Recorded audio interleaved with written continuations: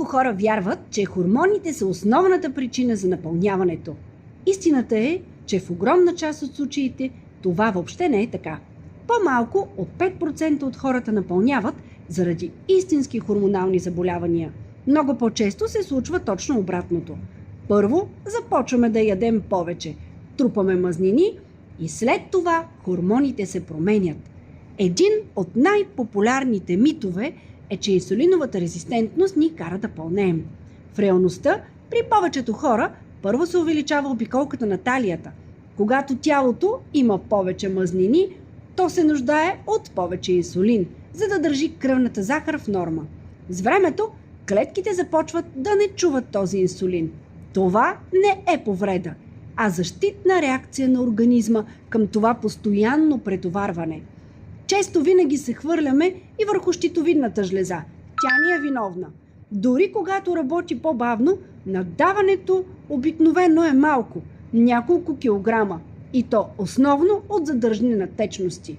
Сериозното напълняване почти никога не се дължи само и единствено на щитовидната жлеза.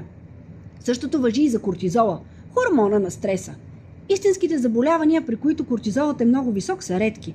При повечето хора проблемът е самият начин на живот.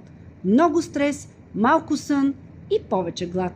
Това води до по-чести покачвания на кръвната захар и съответно до по-високи нива на инсулин. Затова инсулинът е основният играч, а не кортизолът. Често се говори и за хормонален баланс. Но такова постоянно състояние не съществува. Хормоните работят на вълни. Покачват се и спадат.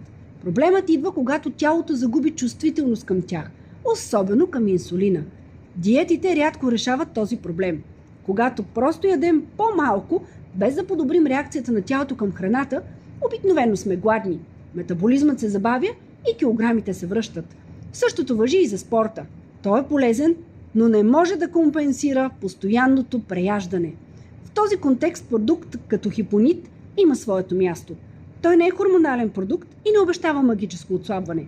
Идеята му е да подпомогне обработката на глюкозата и да намали резките скокове на кръвната захар, които с времето изтощават организма. Това работи само ако е част от по-добър начин на хранене и живот. Хормоните не са ни враг. Инсулинът не е причина и проблем.